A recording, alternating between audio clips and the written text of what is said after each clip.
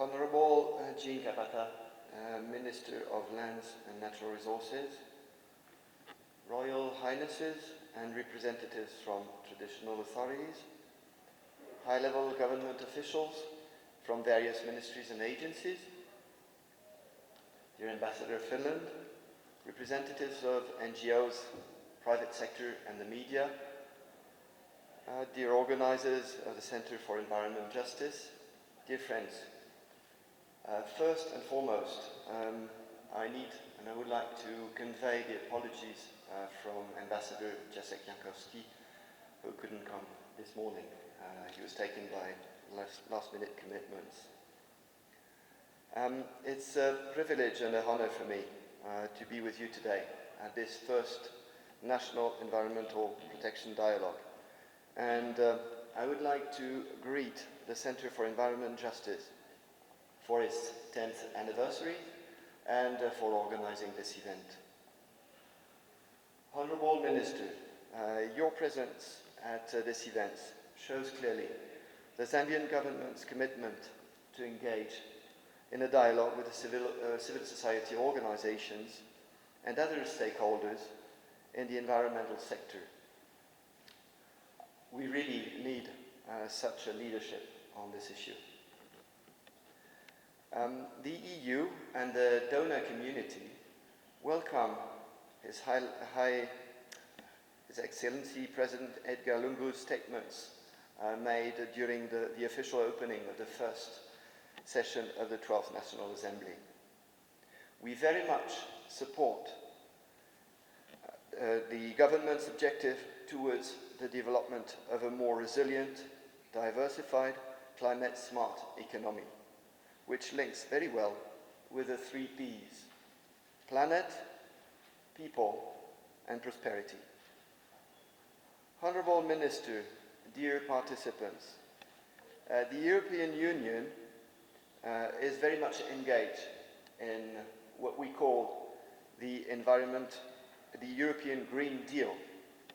And it's really the first Europe's priority, Europe's political priority. And it's our new growth strategy. It aims at becoming the first climate-neutral continent by 2050. With the Green Deal, the EU and its member states underline their very firm commitment in the Paris Agreement on climate change and the Sustainable Development Goals, SDGs, that are enshrined in Agenda 2030. The transition towards climate neutral and climate resilient Europe by 2050 entails the vision of a prosperous, modern, and competitive economy, leaving no one behind. Climate change is an urgent challenge for humankind and its future. It is of paramount importance to act together, and we need to cooperate with all our partner countries to join Europe in this exciting journey. This ambitious goal is clearly translated in the EU communication, which is called Towards a Comprehensive Strategy with Africa, dating, in fact, last March. Within our international partnerships, we do aspire to jointly develop the framework of our future cooperation along the lines that I've just mentioned. And it's very important as we enter these days in the programming exercise of our cooperation between Zambia and Europe. This is all about planet, people, prosperity, but it's also about partnerships and peace.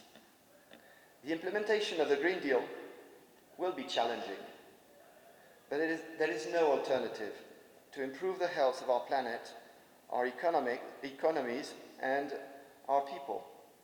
In fact, I would just like to cite our Executive Vice President, Frans Timmermans.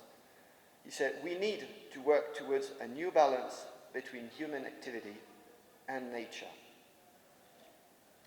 Zambia is blessed with natural capital, such as forests, biodiversity, and water resources. And these resources have always sustained the livelihoods of communities and people throughout the country. The sustainable and responsible management of these natural resources is key to sustain the livelihoods for the next generations.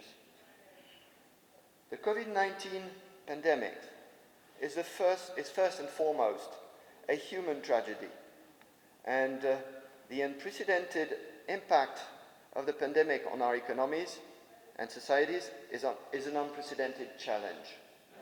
However, the response to that tragedy gives us, at the same time, an opportunity to do things better.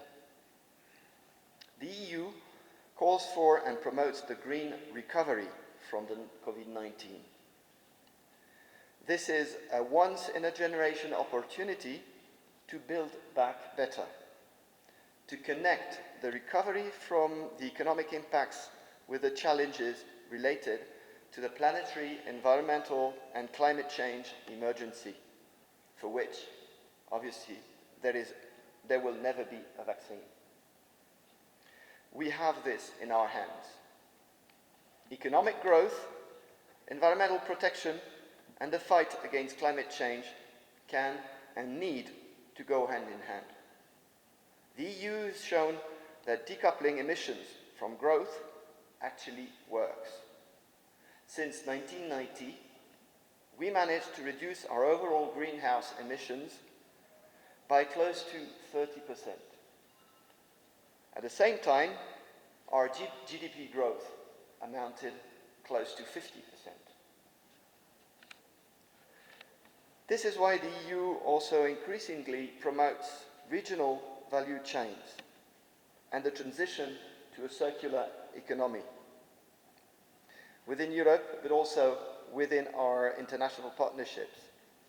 Circular economy fosters sustainable consumption and production and can create abundance of new jobs for Zambians' youth.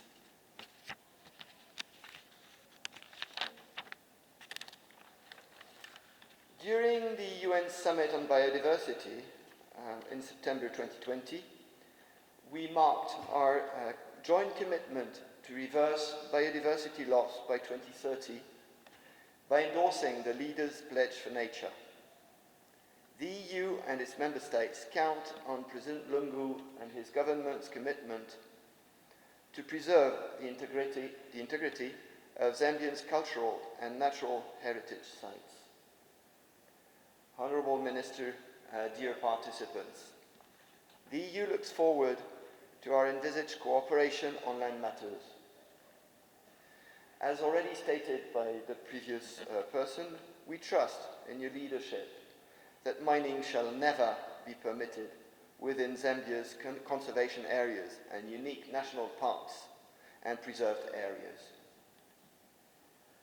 I will not monopolize the floor further, and commending the Centre for Environment Justice for organizing this first National Environmental Protection Dialogue, I sincerely wish you all the best for fruitful discussions during these 2 coming days.